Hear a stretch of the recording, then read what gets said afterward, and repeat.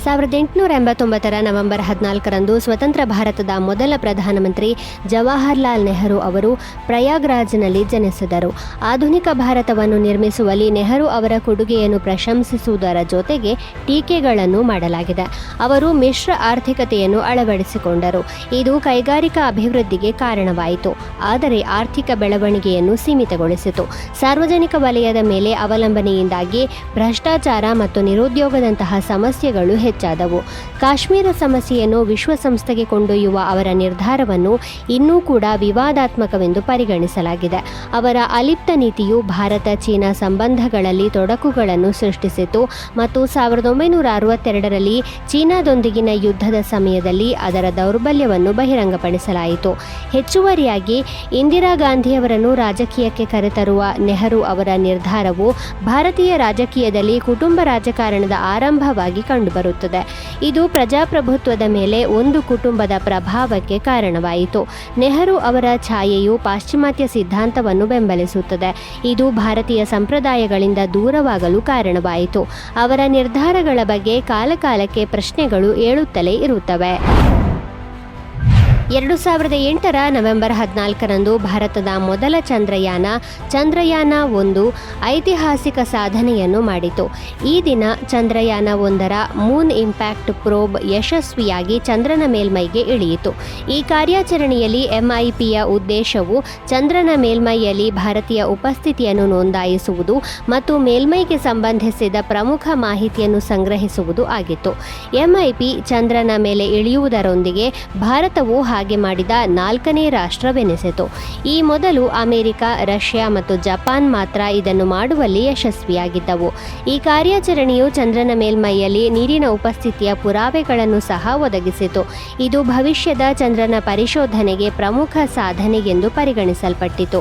ಚಂದ್ರಯಾನ 1ರ ಈ ಪ್ರಯತ್ನವು ಬಾಹ್ಯಾಕಾಶ ಪರಿಶೋಧನೆಯಲ್ಲಿ ಭಾರತದ ವೈಜ್ಞಾನಿಕ ಮತ್ತು ತಾಂತ್ರಿಕ ಸಾಮರ್ಥ್ಯಗಳಿಗೆ ಹೊಸ ಆಯಾಮವನ್ನು ನೀಡಿತು. 2008ರ ಅಕ್ಟೋಬರ್ 22ರಂದು ಶ್ರೀಹರಿಕೋಟಾದಿಂದ ಚಂದ್ರಯಾನ 1 ಅನ್ನು ಯಶಸ್ವಿಯಾಗಿ ಉಡಾವಣೆ ಮಾಡಲಾಯಿತು. ಇದು 2009ರ ಆಗಸ್ಟ್ 30ರವರೆಗೆ ಚಂದ್ರನ ಸುತ್ತುತ್ತಲೇ ಇತ್ತು. 2008ರ ನವೆಂಬರ್ 14ರಂದು ಮುಂಬೈ ಮೇಲಿನ ದಾಳಿಯ ಯೋಜನೆಯನ್ನು ಕೈಗೊಳ್ಳಲು ಭಯೋತ್ಪಾದಕರು ಭಾರತೀಯ ಮೀನುಗಾರಿಕಾ ದೋಣಿ ಕುಬೇರನ್ನು ಹೈಜಾಕ್ ಮಾಡಿದರು. ಈ ಬೋಟ್ ಬಳಸಿ ಉಗ್ರರು ಸಮುದ್ರ ಮಾರ್ಗವಾಗಿ ಮುಂಬೈ ತಲುಪಿದ್ದರು. ದೋಣಿಯಲ್ಲಿದ್ದ ಭಯೋತ್ಪಾದಕರು ದೋಣಿಯ ಸಿಬ್ಬಂದಿಯನ್ನು ಒತ್ತೆಯಾಳಾಗಿ ತೆಗೆದುಕೊಂಡರು ಮತ್ತು ಅವರಲ್ಲಿ 4ರನ್ನು ಕೊಂದರು. ದೋಣಿಯ ಕ್ಯಾಪ್ಟನ್ ಅಮರ್ ಸಿಂಗ್ ಸೋಲಂಕಿ ಎಂಬ ಒಬ್ಬ ಸದಸ್ಯರನ್ನು ಮಾತ್ರ ಜೀವಂತವಾಗಿಟ್ಟುಕೊಂಡು ಅವರು ಮುಂಬೈ ಕರಾವಳಿಯತ್ತ ಪ್ರಯಾಣ ಬೆಳೆಸಿದರು. ಬಳಿಕ ಅವರನ್ನು ಕೂಡ ಬರ್ಬರವಾಗಿ ಕೊಂದಿದ್ದರು.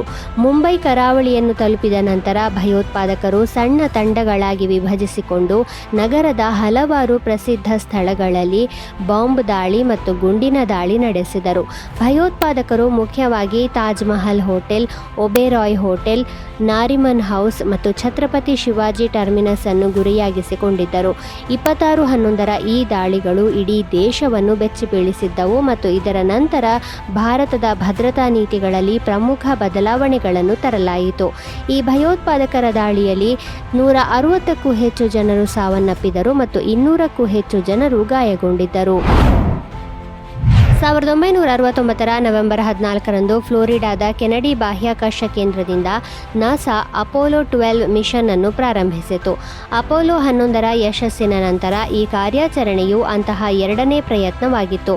ಇದರ ಉದ್ದೇಶವು ಚಂದ್ರನ ಮೇಲ್ಮೈಯಲ್ಲಿ ಇಳಿಯುವುದು ಮತ್ತು ವೈಜ್ಞಾನಿಕ ಸಂಶೋಧನೆಯನ್ನು ನಡೆಸುವುದಾಗಿತ್ತು.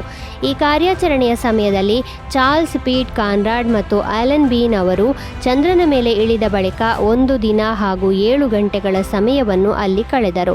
ಚಂದ್ರನ ಮೇಲ್ಮೈಯಿಂದ ಸುಮಾರು 34.3 ಕಿಲೋಗ್ರಾಂಗಳಷ್ಟು ಕಲ್ಲುಗಳು ಮತ್ತು ಮಣ್ಣಿನ ಮಾದರಿಗಳನ್ನು ಸಂಗ್ರಹಿಸಿದರು.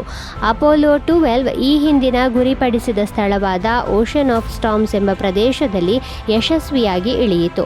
ಈ ಕಾರ್ಯಾಚರಣೆಯು ಚಂದ್ರನ ಮೇಲೆ ನಿಖರವಾದ ಲ್ಯಾಂಡಿಂಗ್ ಮಾಡುವ ಸಾಮರ್ಥ್ಯವನ್ನು ಸಾಬೀತುಪಡಿಸಿತು ಮತ್ತು ಚಂದ್ರನ ಮೇಲ್ಮೈ ಹಾಗೂ ಅದರ ವಾತಾವರಣದ ಬಗ್ಗೆ ಹೆಚ್ಚಿನ ಮಾಹಿತಿಯನ್ನು ಪಡೆಯಲು ವಿವಿಧ ವೈಜ್ಞಾನಿಕ ಉಪಕರಣಗಳನ್ನು ಸ್ಥಾಪಿಸಿತು. ಅಪೋಲೋ 12ನ ಈ ಯಶಸ್ಸು ಬಾಹ್ಯಾಕಾಶ ಪರಿಶೋಧನೆಗೆ ಹೊಸ ಸಾಧ್ಯತೆಗಳನ್ನು ತೆರೆಯಿತು ಮತ್ತು ಅಪೋಲೋ ಸರಣಿಯ ಪ್ರಮುಖ ಸಾಧನೆ ಎಂದು ಪರಿಗಣಿಸಲ್ಪಟ್ಟಿತು. 1922ರ ನವೆಂಬರ್ 14ರಂದು ಬ್ರಿಟಿಷ್ ಬ್ರಾಡ್ಕಾಸ್ಟಿಂಗ್ ಕಾರ್ಪೊರೇಷನ್ ಲಂಡನ್ನಲ್ಲಿ ತನ್ನ ಮೊದಲ ದೈನಂದಿನ ರೇಡಿಯೋ ಸೇವೆ 2LO ಅನ್ನು ಪ್ರಾರಂಭಿಸಿತು. ಈ ಪ್ರಸಾರವು ಬ್ರಿಟಿಷ್ ರೇಡಿಯೋ ಇತಿಹಾಸದಲ್ಲಿ ಒಂದು ಮೈಲಿಗಲ್ಲು. ಬ್ರಿಟನ್ನಲ್ಲಿ ಸಾರ್ವಜನಿಕ ರೇಡಿಯೋ ಪ್ರಸಾರದ ಹೊಸ ಯುಗಕ್ಕೆ ಅಡಿಪಾಯ ಹಾಕಿತು. ಆ ಸಮಯದಲ್ಲಿ 2LO ರೇಡಿಯೋ ಸೇವೆಯು ಬ್ರಿಟಿಷ್ ರೇಡಿಯೋ ಉದ್ಯಮದ ಉದಯೋನ್ಮುಖ ರೂಪವಾಗಿ ಕಂಡುಬಂದಿತು ಮತ್ತು ಸೇವೆಯು ಜನರ ಮನೆಗಳಿಗೆ ಸುದ್ದಿ, ಸಂಗೀತ ಮತ್ತು ಮನರಂಜನೆಯನ್ನು ತಲುಪಿಸುವ ಸಾಧನವಾಯಿತು. ಈ ಸೇವೆಯ ಮೂಲಕ BBC ಬ್ರಿಟನ್ನಲ್ಲಿ ಮಾತ್ರವಲ್ಲದೆ ಪ್ರಪಂಚದಾದ್ಯಂತದ ಜನರೊಂದಿಗೆ ಸಂವಹನ ನಡೆಸುವ ಹೊಸ ವಿಧಾನವನ್ನು ಅಳವಡಿಸಿಕೊಂಡಿತು. ಇದು ಮಾಹಿತಿ ಮತ್ತು ಶಿಕ್ಷಣದ ಹರಡುವಿಕೆಯನ್ನು ವೇಗಗೊಳಿಸಿತು. ಇದರ ನಂತರ BBC ತನ್ನ ಸೇವೆಗಳನ್ನು ವಿಸ್ತರಿಸಿತು ಮತ್ತು ಕ್ರಮೇಣ ತನ್ನನ್ನು ಪ್ರತಿಷ್ಠಿತ ಅಂತಾರಾಷ್ಟ್ರೀಯ ಪ್ರಸಾರ ಸೇವೆಯಾಗಿ ಸ್ಥಾಪಿಸಿಕೊಂಡಿತು. 2LOನ ಪ್ರಾರಂಭವು ಮಾಧ್ಯಮ ಇತಿಹಾಸದಲ್ಲಿ ಇನ್ನೂ ಒಂದು ಮಹತ್ವದ ಘಟನೆಯಾಗಿ ಕಂಡುಬರುತ್ತದೆ. ಇದು ಆಧುನಿಕ ಪ್ರಸಾರ ಸೇವೆಗೆ ದಾರಿ ಮಾಡಿಕೊಟ್ಟಿತು.